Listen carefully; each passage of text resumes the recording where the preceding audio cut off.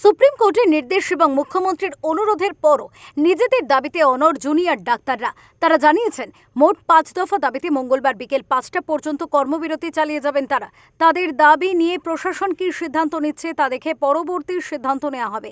Junior ডাক্তারদের দাবি, RG Kar medical কলেজের ঘটনায় দোষীদের দৃষ্টান্তমূলক শাস্তির ব্যবস্থা করতে হবে। তথ্য প্রমাণ লোপাটের সঙ্গে যারা প্রত্যক্ষ বা পরোক্ষভাবে জড়িত তাদের চিহ্নিত করে বিচারের আওতায় আনতে হবে। কলকাতার পুলিশ কমিশনারের পদত্যাগের দাবিও করেছেন তারা। এর পাশাপাশি সরকারি হাসপাতালগুলিতে ভয়ের পরিবেশ দূর করা এবং ডাক্তার স্বাস্থ্যকর্মীদের নিরাপত্তা সুনিশ্চিত করার দাবি করেছেন তারা। আমরা তো আহামরি কিছু দাবি রাখিনি।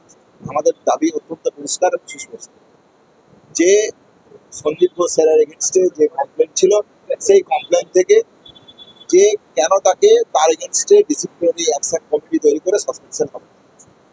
যে স্বাস্থ্য দপ্তর এতদিন অব্দি জানতো যে এই ঘটনার সাথে কে বা কারা জড়িত, তাহলে তাদের এগেনস্টে এখনো সরকারের পক্ষ থেকে সদর্থক ভূমিকা কেন নেওয়া হচ্ছে।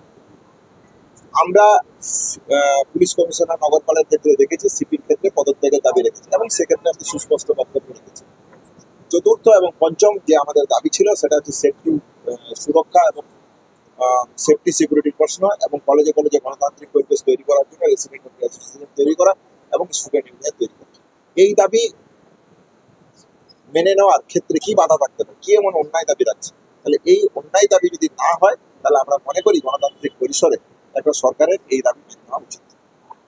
পাশাপাশি তাদের দাবি, তারা আন্দোলনের পাশাপাশি চিকিৎসা পরিষেবাও বজায় রেখেছেন এবং তাদের এই আন্দোলনকে সাধারণ মানুষ সমর্থন করছেন। কে বলা হচ্ছে যে আমরা যদি জনবিরোধী হই, তাহলে আজকে আমরা গিয়ে দাঁড়িয়ে এত এত জায়গায় আপনারা দেখেছেন যে আমরা অভয়া ক্লিনিক করতাম না। আমরা যদি জনবিরোধী হতাম তাহলে জনতার আদালত বসাতাম না। আপনারা খুব ভালো করে জানেন, গতকাল আমরা এই জনতার আদালত যে বসিয়েছিলাম সেখানে সাধারণ মানুষের অকুণ্ঠ সমর্থন পেয়েছিলাম এবং তারা বারবার বলে গেছে যে যে আপনারা আন্দোলনটা চালিয়ে যান। আপনাদের আন্দোলন বিচারের দাবি তো বটেই।